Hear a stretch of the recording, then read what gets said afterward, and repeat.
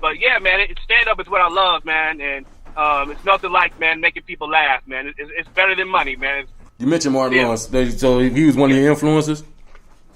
Yeah, it started with Eddie, man. Growing up, I mean, Eddie was for everybody, man. I mean, if you love to laugh and you were cracking jokes as a youngster, it was definitely Eddie on SNL and his stand-up specials. But as I got through school and went to college, man, and then started really getting into stand-up, definitely Martin, man. His Def Jam era and his TV show, man, was really influential. And I got to mention the greats, the icons, the Cosbys, the Pryors, and Carlins, and Ellen DeGeneres, and people that were, and Joan Rivers and Phyllis Diller. I mean, we could go back.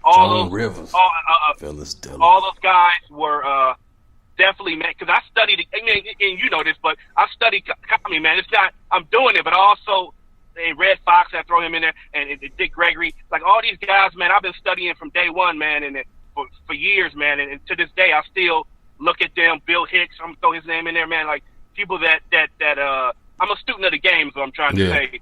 No, you can name all day. The people ask me the same question. I'll be naming all day. Like Robin Williams, like this guy.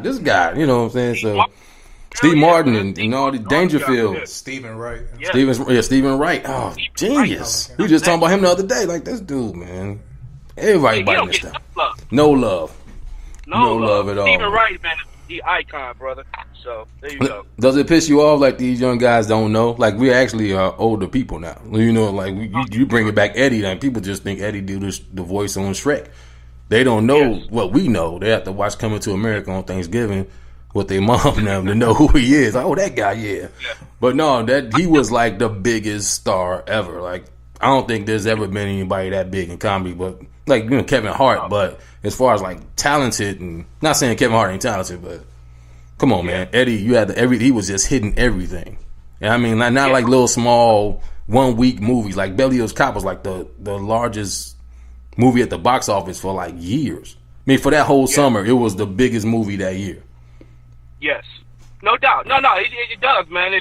It does upset me a little bit, because I feel like no matter what industry or genre you in, you should know the history. You should be studying it and trying to get better at it. Because I think getting better at it is knowing what came before you and what came way before you. So yeah, it is a little disturbing that these young cats that come along now. I mean, it's so easy now to get on to get into the stand-up comedy game. I mean, it's a catch-22. There's a lot more ways to get noticed and get involved and be on TV and film, but it also realized that these overnight success stories and talents, man, they couldn't tell you who, beyond, the last 10, 12 years, they don't know who came before that. So yeah, right. Man, it definitely, I was gonna say this.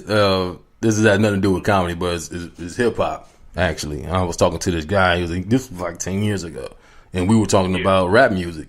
And I said, hey, man, yo, one of the greatest songs of all time is Summertime by Will Smith, Jazzy Jeff and Fresh Prince. And he was like, oh, yeah, that. Yeah, he on that. Yeah, but Will Smith is this. He thought Will Smith and the Fresh Prince was two different damn people. I'm like, oh, no, that's the same guy. And he did. Okay, never mind. Wow. Pre-Independence Day. Yeah, pre-Independence Day, Will. Whatever. Come on, dog. No. So